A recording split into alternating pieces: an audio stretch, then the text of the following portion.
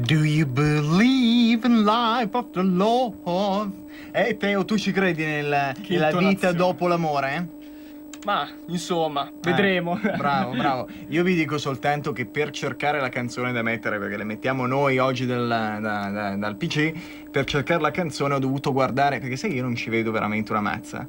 Io realmente ho una vista. No, secondo me sono le pippe che mi sono fatto da ragazzetto. Penso che sia questo. Ma è una cosa molto comune. No, tra l'altro dovevo ascoltare il prete che quando andava a confessarmi, poi chi mi ascolta dai tempi della prete sa che buon cattolico che sono, della nostra Ilaria, la mitica Ilaria che ascolterete nei weekend. Infatti quando andavo dal prete nel confessionale lui mi ha sempre detto: non ti fare quelle cose lì da solo perché poi diventi cieco. Infatti poi me le faceva lui. Però no, scherzo. Sì. Una piccola battuta sulla pedofilia, ma ci stava, in questo contesto qua ci stava. Siamo giovani e simpatici. Dimmi. Dice preoccupati quando incomincerai a perdere i capelli. Ecco, lì sono cazzi. Grazie a Dio i miei capelli. No, tu sì, ma io c'ho una rosetta la vecchiaia, ma te l'ho detto che la vecchiaia.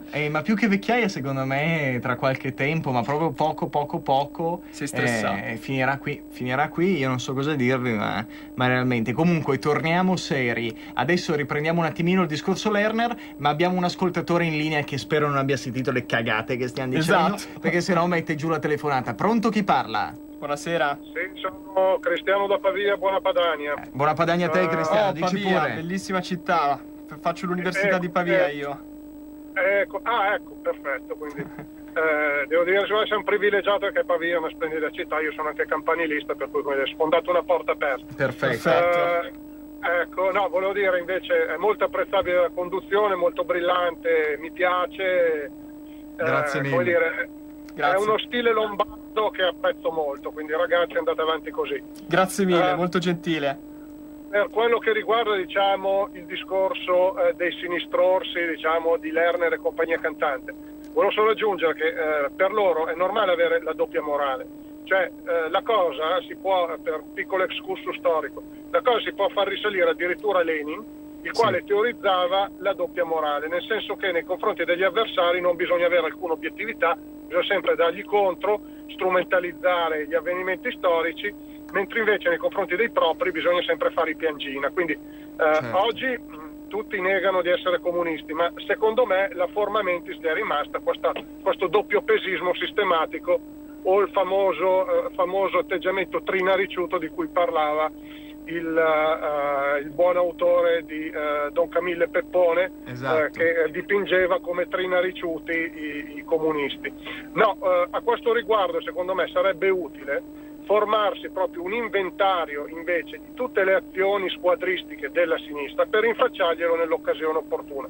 Una su tutte, penso che tutti ci ricordiamo quell'episodio che era avvenuto quando Matteo Salvini era andato a Bologna circa 3 o 4 anni fa, dove i militanti della sinistra gli hanno saltati sulla macchina. Allora, questo episodio bisogna tirarlo fuori ogni piè sospinto, specie adesso che ci sono le elezioni regionali in Emilia Romagna, perché se la stessa cosa l'avessero fatte dei militanti leghisti ci sarebbe stato un pandemonio tale, ci sarebbe stata probabilmente una proposta di legge per introdurre anche nella Costituzione il divieto di leghismo, mentre invece se lo fanno loro queste cose passano in sordina. Secondo me invece è il caso di rinfrescare la memoria ai compagni. Assolutamente, Grazie. Hai ragione, un abbraccio.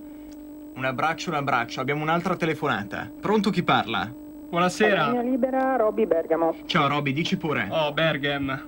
Ok, allora io circa 3 settimane fa avevo parlato proprio con te, posso darti del tu? Certo. Con te Pietro, per quanto riguarda il 5G. C'era in diretta, il professor Becchi, giusto? Paolo Becchi. Assolutamente. Allora, io proprio recentemente ho sentito parlare Francesco Amodeo. Ok.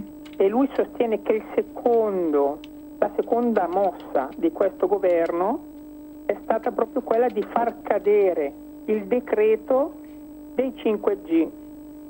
Questo cosa vuol dire? Vuol dire che finché c'era al governo Salvini, i 5 Stelle sostenevano che il 5G potesse essere fatto dai cinesi. Caduto il governo, e secondo Francesco Amodeo sostiene infatti che il governo sia caduto proprio per quello, perché Salvini era dalla parte di Trump, quindi dagli USA. I 5 Stelle proprio in questi giorni hanno fatto cadere quel decreto. Vuol dire che il complimento fatto tramite tweet di Trump a Conte era proprio per questo motivo, perché il 5G adesso ai cinesi non lo fanno fare più, cioè non lo fanno più fare. Certo. Volevo sapere di preciso com'è andata e quando l'hanno fatto, possibilmente da un nostro parlamentare. Sì. E poi volevo farti un'altra domanda di carattere tecnico. Dici, Roby. So che un mesetto fa tu hai parlato di un attrezzo, un'antennina da mettere nel accendisiri della macchina. Sì, è la radio. Meglio Radio Padania. È la radio DAB Plus. Di che marca è, come funziona? Mi hai detto che costava 7-8 euro. Allora, la radio DAB Plus ti metto adesso in diretta, appena chiudiamo il collegamento, e poi lo spiego velocemente per invece gli altri ascoltatori che sono interessati ai modi in cui si può ascoltare Radio Padania. Ti passo il nostro Roberto Carnelli dalla sì, scusatemi, sono io che bevo. Il nostro Roberto Colombo, ho fatto un mix tra la regia e il nostro Roby Colombo, che ti spiega un attimino meglio come funziona. Va bene, Roby? Perfetto, ciao Roby, grazie. Salve, buona serata. Allora, io riprendo un attimino dal primo discorso, che è quello su Francesco Modeo. Francesco Modeo, che è un giornalista d'inchiesta, cosa dice rispetto al 5G? E rispondo anche a Roberta, che poi ci riascolterà sicuramente. Il problema del 5G è che il 5G, soprattutto in Italia, che l'Italia è una penisola nel sud del Mediterraneo molto importante dai punti di vista strategico, del mondo strategico legato alle telecomunicazioni, cosa rappresenta? C'è una guerra in atto tra Stati Uniti e Cina, che è la guerra non tanto agli armamenti, non si spareranno mai, ma è la guerra dei dazi, la guerra sulla tecnologia, sulle telecomunicazioni, sull'importazione, eccetera, eccetera, eccetera. Quella che sta avvenendo tra Cina e Stati Uniti è una guerra, quasi si può dire informatica, è una guerra online quasi, è una guerra tra computer, e quello che è trovare un punto strategico che è alla base del Mediterraneo dove diffondere il 5G nel sud dell'Europa. La Cina voleva accaparrarselo con gli sistemi di Huawei e cose analoghe, e lo stesso voleva fare Trump.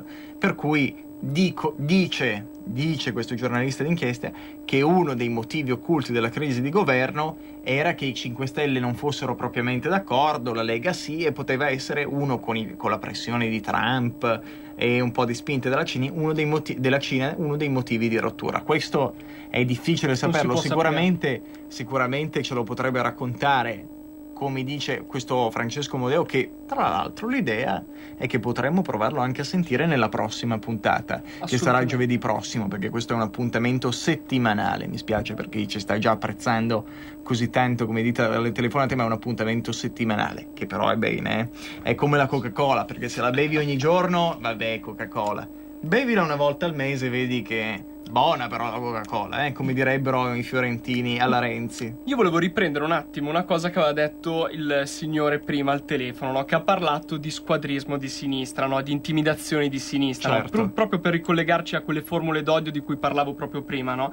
Un episodio che mi ha colpito in particolar modo, un episodio che risale ai primi di settembre, dove una consigliere comunale leghista di Mannate, in provincia di Varese, Daniela Gulino, ha ricevuto delle minacce. Ha ricevuto un volantino con insulti e offese, con la foto addirittura di Salvini, pensa Pietro, sequestrato come Moro dalle Brigate Rosse. Era tremendo. E c'era scritto su questo volantino, riprendo una parte di quello che c'era scritto su quel volantino: il popolo ha parlato, basta nazisti al governo, Gulino trema, Gulino appesa testa in giù.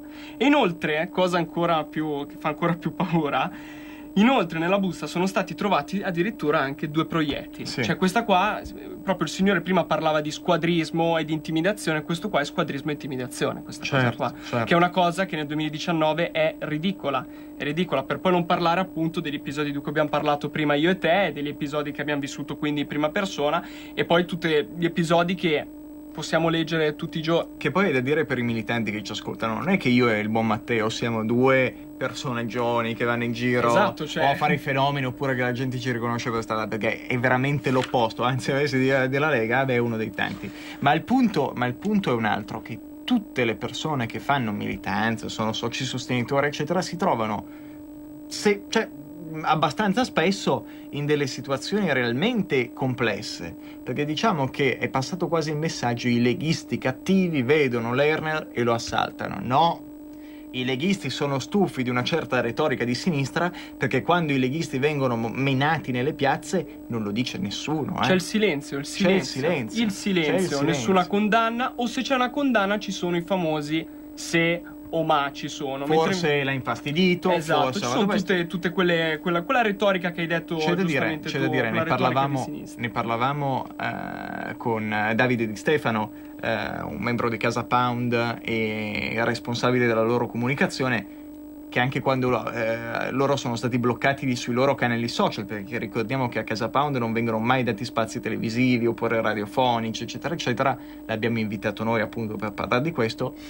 Gli erano stati bloccati social, tutte le loro comunicazioni, Telegram, eccetera, eccetera, per cui avevano difficoltà poi a far sapere ai militanti cosa sarebbe successo nel partito, eccetera. Ma perché non ne ha parlato nessuno di questo?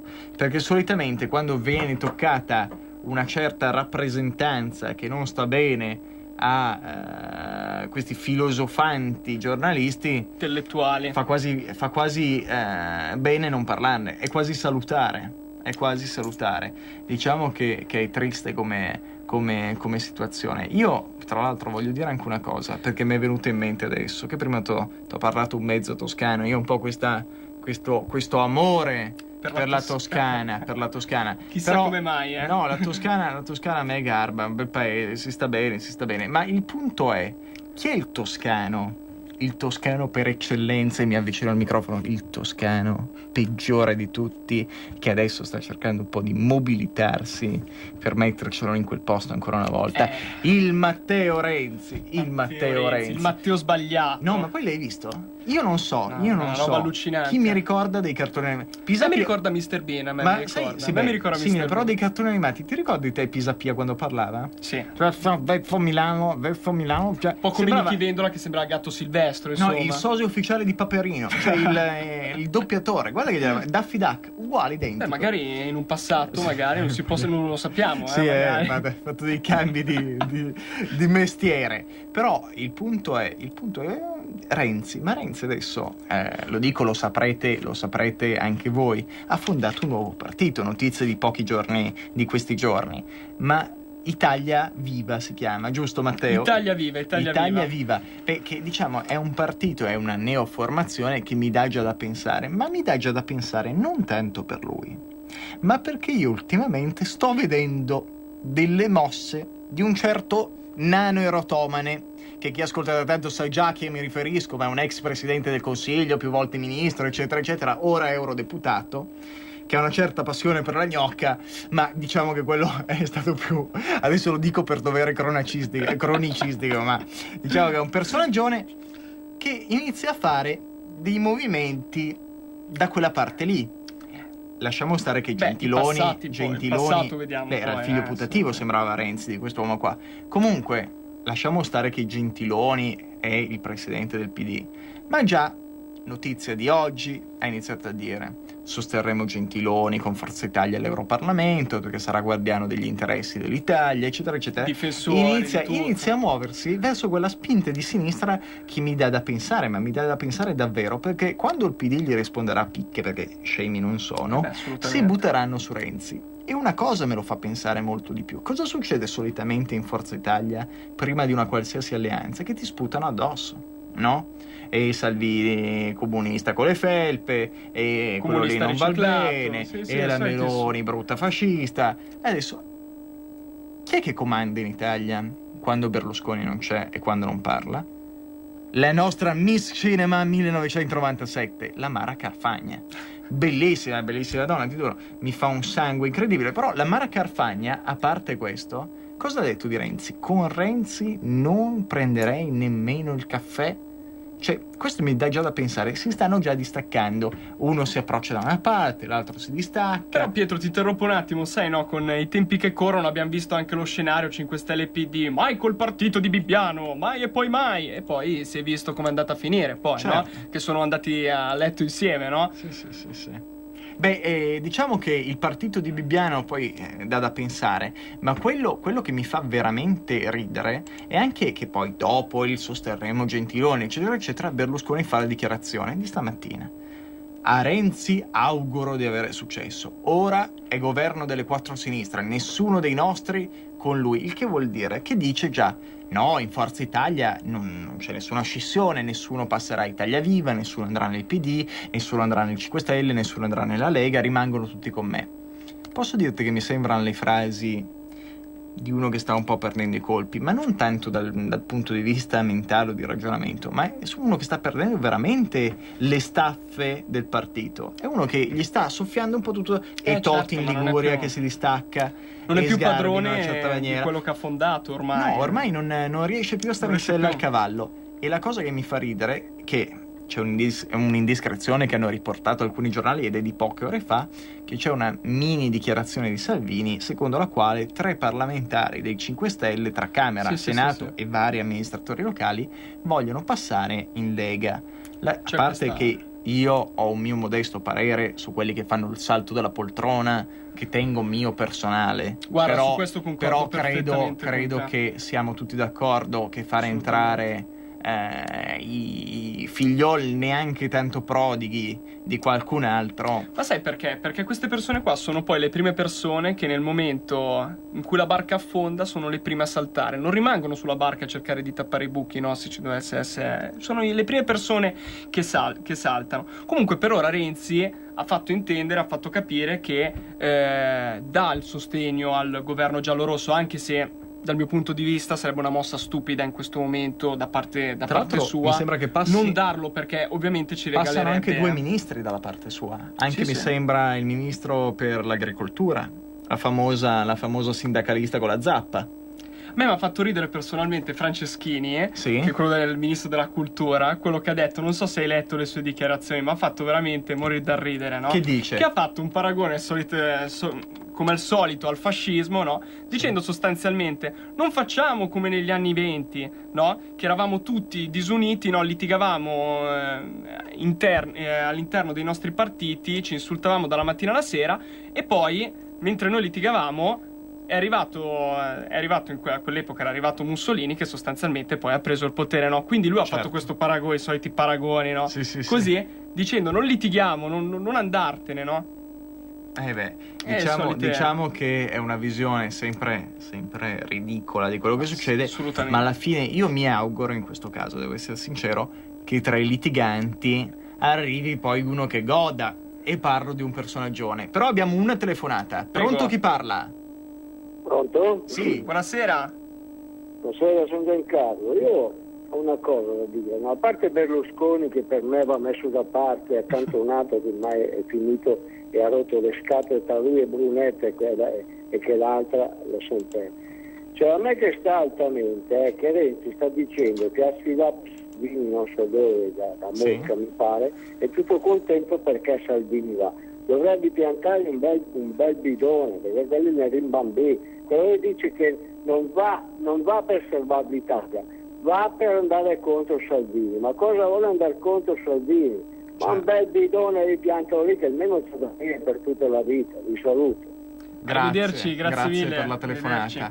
Ma diciamo una cosa che non mi va giù proprio di questo governo è che adesso per la prima volta a settembre sono aumentati gli sbarchi rispetto a settembre dell'anno scorso. Sono aumentati gli sbarchi, e questo lo capiamo anche in una aperto. dichiarazione del presidente Conte, che dice: aver tenuto i porti chiusi è riduttivo e adesso dobbiamo aprirci. Ma io la domanda che mi faccio è: se io vengo a letto con te, Matteo, adesso poi è un altro discorso quello lì, ma io vengo a letto con una persona, cioè, ma poi non è che me la ciulo per un periodo e poi esco e dico: no, che era incapace, è andata male, no, mi ha attaccato anche le malattie.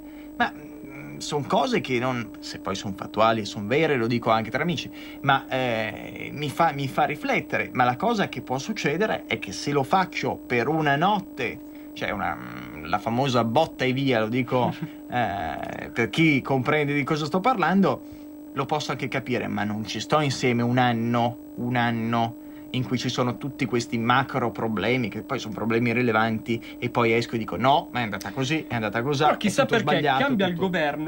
governo, ricominciano improvvisamente gli sbarchi, no? Perché fare certo. passare anche questo messaggio, no, dei porti aperti, completamente aperti, no? Così invoglia anche la gente a venire nel nostro paese. Invoglia, per non parlare poi anche che si è notato che in Sicilia continuano gli sbarchi fantasma, continuano Certo. queste piccole imbarcazioni che sbarcano sulle spiagge e non si sa chi entra nel nostro paese. Sì. Comunque è un dato di fatto che col nostro, ahimè purtroppo, ex governo, gli sbarchi sono diminuiti comunque, sì. no? Certo. E ancora oggi qualcuno di sinistra dice no, non è vero, non sono diminuiti, ha qualcosa da ridire sull'ottimo operato che ha svolto Matteo Salvini come ministro dell'interno. Certo. Pensa che nel 2019 gli immigrati sbarcati sono stati circa 6.570 Sì, rispetto poi agli altri anni che ne sono sbarcati una marea, ne sono sbarcati.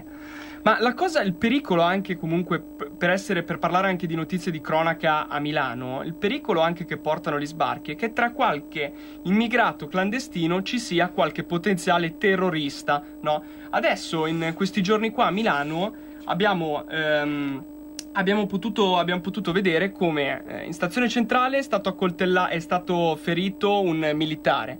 Oggi invece sono stati picchiati 2 poliziotti. Cioè, insomma, c'è una Posso situazione. dirti cosa mi fa molto ridere? È che su queste situazioni qua, in cui ci sono dei personaggi, degli appartenenti alle forze armate, alle forze dell'ordine, che vengono aggrediti, se ne parla poco, se ne parla veramente poco. Ne parla ogni tanto la Lega sui canali social, su Twitter, sui vari media o quando va in televisione, ma se ne parla poco. Sai però, quando si parla delle forze dell'ordine, quando e qua leggo il titolo dell'ANSA: figlio di Salvini su moto d'acqua, 3 poliziotti indagati. Apriti cielo! Cioè non apriti, una riusciamo roba a allucinante. difendere i nostri poliziotti, i nostri militari, no? Ma cazzo, se portano il figlio di un ministro dell'interno per 10 minuti sulla moto d'acqua della polizia, li devi indagare. Assolutamente. E non ci mobilitiamo per tutelarli, ma li mettiamo in delle situazioni in cui si trovano con uno che li accoltella e non gli poteva neanche far niente, perché se gli avessero sparato, l'avessero aggredito, eccetera eccetera, secondo te il giudice a chi dava ragione? A chi dava ragione? Secondo voi che ci ascoltate, a chi dava ragione il giudice? Ma poi io non mi sorprendo neanche più ormai, anche con l'introduzione dei taser che volevano portare avanti comunque, che appunto si sono messi il corpo per non far passare questa barbarie. Sì. Allucinante. Comunque, per quanto riguarda, appunto, stavo parlando del terrorismo islamico, no? Pochi giorni fa a Milano un militare è stato pugnalato appunto alla stazione centrale da un passante che ha urlato all'Akbar. L'aggressione sarebbe venuta all'improvviso da dietro senza motivo. L'aggressore si chiama Mohamed Fateh, 23enne yemenita, irregolare in Italia. È accusato di attentato per finalità terroristiche o di eversione, tentato omicidio e violenza a pubblico ufficiale. Tu ti rendi conto che questo non aveva nemmeno i documenti? Questo non era regolare, l'abbiamo fatto entrare noi, ma noi ti parlo di Stato. Noi stiamo facendo entrare dei delinquenti con la D maiuscola. Per cui il problema è serio e ci deve essere una persona che lo risolva. L'avevamo al Ministero dell'Interno, l'avevamo una persona che si preoccupava davvero dei cittadini, ma adesso siamo di nuovo nelle mani di Dio, perché realmente ci possiamo solo affidare a Lui. Che poi tra l'altro io voglio leggere anche una cosa interessante per i nostri... Te la faccio leggere tra un attimo perché abbiamo un piccolo stacco pubblicitario e ci ritroviamo tra poco. Per la tua pubblicità su Radio Padania Libera scrivi a spot@radiopadania.net. Siamo nati senza niente, senza sedi, senza soldi, senza amici, ma con tanta speranza, con tanto cuore, con tanta testa, con tante idee, con la voglia di sognare. E non abbiamo paura di alzarsi dalle poltrone dei ministeri o del Senato. Chi ha paura muore ogni giorno, chi non ha paura muore una volta sola. Viva la libertà, viva l'Italia, viva la democrazia!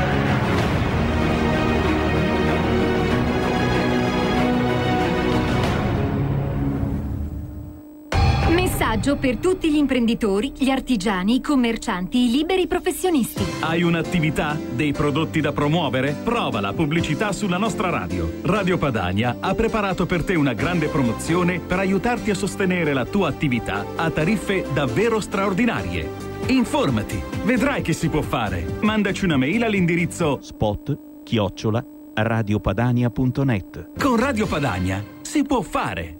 Con Radio Padania si può fare. Parliamo subito con un'ascoltatrice che è in attesa e ci ritroviamo tra poco. Pronto, chi parla? Buonasera signora. Sono io? Monia? Sì, chi parla? Monia dalla Valtellina. Dici, Monia. Ascolta, bravissimi innanzitutto. Grazie. Veramente Grazie, intelligenti, bravi. Però avrei veramente un cruccio nella mia testa, una domanda. Sì. Avete parlato del 5G. Sì. Quindi Salvini è propenso al 5G? Allora, la domanda Cioè lui è seria. Però no, noi ti capiamo, Monia, abbiamo capito la questione. La cosa reale è che sono discussioni di palazzo. Non si sono sanno, realmente cioè. discussioni di palazzo. Ne parla per la prima volta questo giornalista d'inchiesta. Non ha mai fatto dichiarazioni. Che poi, tra sì. l'altro, è un giornalista d'inchiesta che l'ha sentita un po' per sentito dire, un po' per voci di corridoi, un po' per cui stiamo parlando di una cosa che non è proprio limpida. Può essere anche una teoria di complottismo. Sì, le riportiamo la notizia perché è assolutamente, uscita su alcune testate, eccetera, eccetera. Però, naturalmente, chi ci può dire se è propenso o meno, chi ci può dire Giorgetti cosa ha detto, Salvini cosa ha detto, cosa dice Di Maio, sono i diretti interessati, perché è realmente una trattativa di cui noi non siamo a conoscenza. Ma abbiamo un altro ascoltatore. Pronto, chi parla? Pronto, io chiamo da Novara. Sì, Salve, chi sei? signora. Come ti chiami? Angela. Angela, dici pure.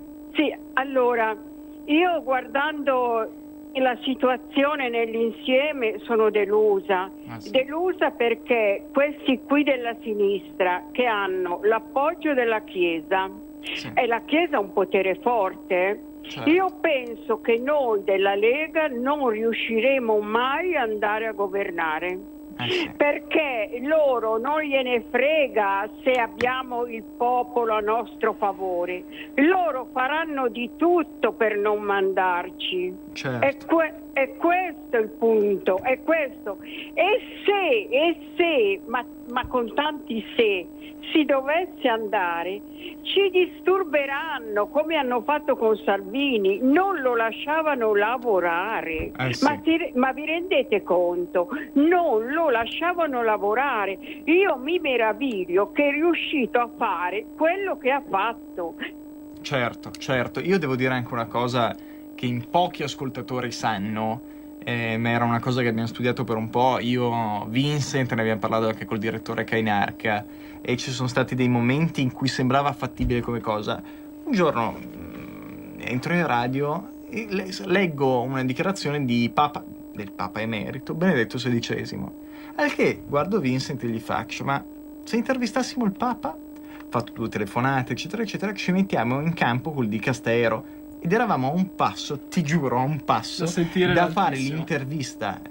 Saremmo dovuti scendere a Roma, l'avremmo dovuta far registrata, l'avrebbe dovuta approvare il dicastero o dicastero, non mi insegnerà mai nessuno come si dice, per la comunicazione eccetera eccetera, ma era una cosa plausibile. C'è il cambio di governo, cambia il governo eccetera eccetera, Papa Francesco si schiera con Conte, 5 Stelle, Di Maio, fa delle dichiarazioni, apprezziamo il cambio di rotta eccetera eccetera, contro Salvini. Secondo te l'intervista l'abbiamo fatta alla fine o no? Chi segue da un po' sa che non l'abbiamo ancora fatta. Io dico di no. Purtroppo penso che non la faremo mai, a meno che questo qui si spreta e vieni direttamente in radio a parlarne. Lo facciamo sedere sulle tue ginocchia. Magari no, grazie, no. Magari ne sale un altro, magari. Sì, anche no, di esatto. Papa facciamo tempo a fare salire un altro. Sì.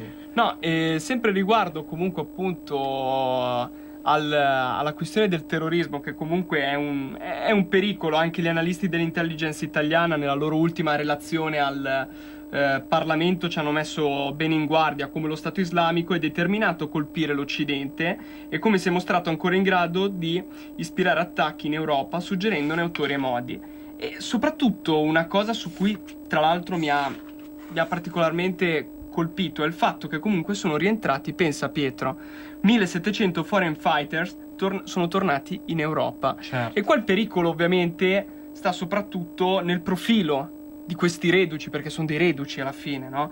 Perché possono essere oltre ad essere dei potenziali veicoli di propaganda, possono essere anche dei veri e propri portatori di esperienza bellica. Quindi questi sono un vero e proprio pericolo comunque. Sì. Soprattutto perché, come abbiamo visto anche in Francia, ormai gli attentati si fanno con armi bianche, cioè con la prima cosa a momenti che capita, con un coltello, con le automobili abbiamo visto, non è poi così complicato ad oggi creare scompiglio. Cioè, voglio fare una risposta per un ascoltatore, sì. Perché sennò realmente gli argomenti sono stati tanti. Oggi la prima puntata è anche un po' di rodaggio, come direbbe un buon meccanico. Alla domanda sulla Costituzione: perché si continua a dire che la nostra è la Costituzione più bella del mondo? Perché la nostra Costituzione non è per la libertà. La nostra Costituzione garantisce tutto, diritti, la civilizzazione, tutele di tutti i generi, ma la nostra Costituzione dice in vari tasselli delle cose che sono antilibertarie. Ti cito ad esempio l'articolo 139, che dice: la forma repubblicana non è previsto che venga rettificata, ovvero ci teniamo la Repubblica così com'è, non si può cambiare. Non si può cambiare. E questo che roba è? Significa che se domani volessimo svegliarci e fare una confederazione, non lo possiamo fare. Ma che libertà viene data ai votanti? Non si possono neanche fare i referendum di tipo, faccio un esempio, noi un referendum, un Italexit non lo potremmo fare, no, lo potremmo solo fare a livello consultivo, sì, che è una cosa ridicola, tutto e niente, non vuol dire niente quella cosa lì, non viene neanche presa in considerazione. Esatto. Cioè, come si proponeva il referendum volete restare voi nell'euro, se lo proponeva, ma sarebbe stato consultivo, ma la scelta consultiva non è realmente vincolante, non c'è nessuno che la prende in merito, un po' come sta succedendo in Gran Bretagna. Pensa che quello era anche un referendum effettivo, per cui figurati. Comunque questa Europa vediamo che non è che non piace solamente a noi leghisti, ma non piace a tante persone, a tanti cittadini europei. No, ma poi ti continuo un attimino sulla storia della Costituzione. Vai. La frase detta dall'ascoltatore di prima: potremmo copiarla dalla Svizzera. È vero, la Costituzione, c'è da dire anche che rappresenta un po' il popolo a cui appartiene. La nostra Costituzione, soprattutto quella redatta dai nostri padri costituenti, e parlo del dopo Statuto Albertino, che secondo me lo Statuto Albertino funzionava anche meglio, però la nostra Costituzione rappresentava i bisogni di quel periodo lì. Io sono d'accordo su un concetto, che la Costituzione andrebbe anche cambiata ogni 20 anni.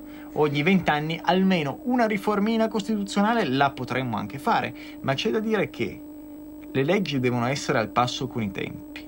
Allora perché chiamiamola superlegge, che regola l'ordinamento dello Stato, come vengono formulate le leggi, le cariche, eccetera, non sono mai cambiabili, o se devono essere cambiate dobbiamo fare il referendum e la votazione e una tiritera, la burocrazia, che è incredibile. No, ma la burocrazia di questo paese qua è infinita, ed è anche per questo che comunque molti italiani hanno poca fiducia al giorno d'oggi nelle istituzioni. Per questo anche questo non lo si vuole anche capire da una parte, questo, no? Perché le persone si stanno allontanando sempre di più dalle istituzioni. Ma come anche, scusami, adesso vario un attimo l'argomento. Prima stavamo parlando della polizia, prima, certo. No? Così.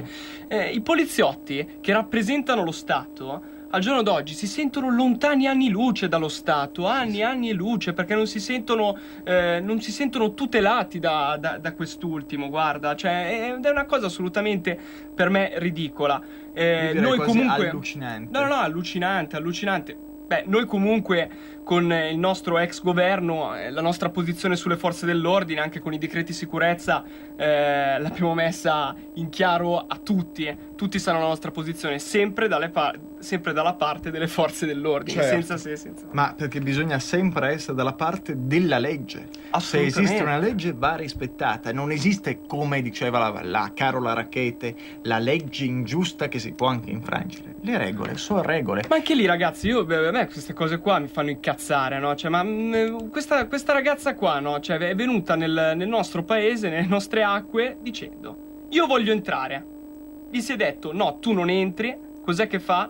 entra con la forza speronando la guardia di fianco. Cioè, ma è una cosa ridicola. E invece certa sinistra, invece di dire no, ma è inammissibile che una persona si comporti La così, difende. no? La difende. E questa ma è vi la rendete legittimazione conto? che La fa difende, schifo. ma è Questa una cosa vergognosa. è una delle persone che aveva difeso la Carola Rackete. Chi è?